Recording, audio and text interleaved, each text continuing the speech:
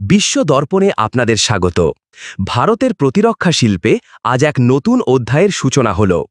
ফরাসি বিমান নির্মাতা সংস্থা ডাসাল্ট অ্যাভিয়েশন এবং ভারতের tata advanced systems limited task যৌথভাবে হায়দ্রাবাদে তৈরি করবে বিশ্বের অন্যতম সেরা যুদ্ধবিমান রাফেলের ফিউজলেজ। 2028 সালের মধ্যে ফিউজলেজ তৈরির কাজ শুরু হয়ে যাবে এবং সবকিছু সেটআপ হবার পর এই ফ্যাক্টরি থেকে প্রতি মাসে 2টো রাফেল ফাইটার বিমানের ফিউজলেজ প্রস্তুত করতে পারবে। কিন্তু এই ফিউজলেজ আসলে কি? ফিউজলেজ হলো যে কোনো বিমানের মূল কাঠামো বা দেহ। সহজ কথায় এটি বিমানের সেই অংশ যেখানে পাইলটের ককপিট, জ্বালানি ট্যাঙ্ক, কার্গো এবং অন্যান্য গুরুত্বপূর্ণ সরঞ্জাম থাকে। এই মূল কাঠামোর সঙ্গেই বিমানের ডানা, লেজ এবং ইঞ্জিন সংযুক্ত থাকে। অ্যারোডাইনামিক্স বা বিমান চলাচলের বিজ্ঞানে ফিউজলেজের ভূমিকা অপরিসীম। ফিউজলেজকে এমনভাবে ডিজাইন করা হয় যাতে এটি বাতাসের মধ্যে দিয়ে যাওয়ার সময় ন্যূনতম বাধা বা অ্যারোডাইনামিক ড্র্যাগ তৈরি করে। এতে বিমানের গতি বাড়ে এবং জ্বালানি সাশ্রয় হয়। এটি বিমানকে উড়ানের সময় স্থিতিশীল রাখতে সাহায্য করে এবং পুরো কাঠামোর ভার বহন করে। একটি শক্তিশালী ও নিখুঁত ফিউজলেজ ছাড়া কোনো যুদ্ধবিমান তার পূর্ণ গতিতে উড়তে পারে না। সুতরাং রাফেলের মতো একটি 4.5 প্রজন্মের যুদ্ধবিমানের ফিউজলেজ ভারতে তৈরি হওয়া মানে ভারত এখন উচ্চ প্রযুক্তির অ্যারোস্পেস উৎপাদনে হাত পাকিয়েছে। এই চুক্তি শুধুমাত্র কয়েকটি যন্ত্রাংশ তৈরির নয়, এটি ভারতের মেক ইন ইন্ডিয়া স্বপ্ন এবং প্রতিরক্ষা ক্ষেত্রে আত্মনির্ভর হয়ে ওঠার পথে এক বিশাল পদক্ষেপ।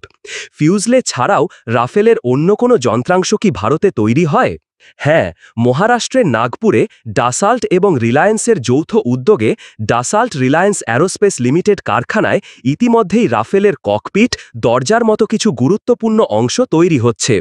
এবার সেই তালিকায় যুক্ত হল আরও বড় এবং জটিল অংশ, ফিউজলেজ।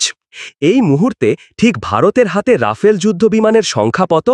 ভারতীয় বায়ুসেনা 36টি রাফেল বিমান ব্যবহার করে, যা দেশের বিমান প্রতিরক্ষা ব্যবস্থাকে বহুগুণ শক্তিশালী করেছে।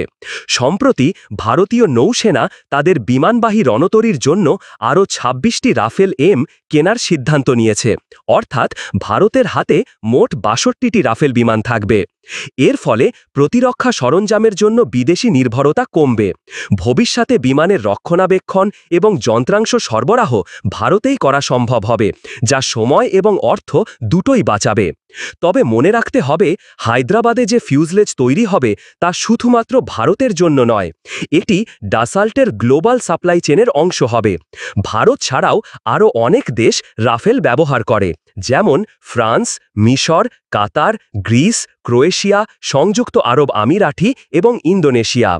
যেহেতু টাটা এখন ডাসাল্টের গ্লোবাল সাপ্লাই চেনের অংশ, তাই হায়দ্রাবাদে তৈরি ফিউজলেজ এই দেশগুলিতে রপ্তানি করা রাফেল বিমানেও ব্যবহার করা হতে পারে। এর ফলে ভারত শুধু ক্রেতা নয়, একজন গুরুত্বপূর্ণ প্রতিরক্ষা সরঞ্জাম রপ্তানিকারক দেশ হিসাবে উঠে আসবে। রাফেলের মতো উন্নত বিমানের ফিউজলেজ তৈরির প্রযুক্তি ভারতে আসছে।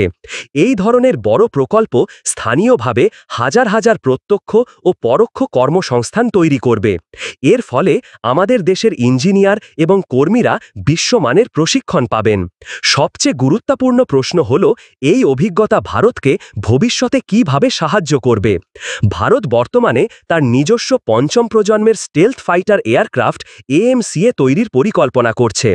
রাফেলের মতো একটি 4.5 প্রজন্মের বিমানের জটিল কাঠামো তৈরির অভিজ্ঞতা AMCA প্রকল্পকে প্রভাবিত করবে। একটি ফাইটার জেটের সবচেয়ে জটিল অংশগুলির মধ্যে তার কাঠামো এবং অ্যারোডাইনামিক ডিজাইন অন্যতম। সেই অভিজ্ঞতা এখন ভারতেই তৈরি হবে। এছাড়াও এই প্রকল্পকে কেন্দ্র করে ছোট ও মাঝারি সংস্থার একটি শক্তিশালী ইকোসিস্টেম তৈরি হবে, যারা ভবিষ্যতে AMCA-এর মতো প্রকল্পে যন্ত্রাংশ সরবরাহ করতে পারবে। সুতরাং হায়দ্রাবাদে রাফেলের ফিউজলেজ তৈরির এই চুক্তিকে শুধু একটি বাণিজ্যিক চুক্তি হিসাবে দেখলে ভুল হবে। এটি ভারতের প্রতিরক্ষা শিল্পে একটি নীরব বিপ্লবের ইঙ্গিত। এটি মেক ইন ইন্ডিয়াকে শক্তিশালী করার পাশাপাশি ভারতকে বিশ্ব প্রতিরক্ষা বাজারে একটি সম্মানজনক স্থানে বসানোর সম্ভাবনা তৈরি তৈরি করেছে। আর সবচেয়ে বড় কথা, এটি ভারতের আকাশকে সুরক্ষিত রাখার জন্য নিজস্ব প্রযুক্তিতে পঞ্চম প্রজন্মের যুদ্ধবিমান তৈরির স্বপ্নকে আরও বাস্তব করে তুলেছে। আর এই চুক্তি ভারতকে বিশ্বমানের প্রতিরক্ষা উৎপাদন কেন্দ্র হয়ে ওঠার দিকে দ্রুত গতিতে এগিয়ে যাবে কিনা কমেন্ট করে বলবেন।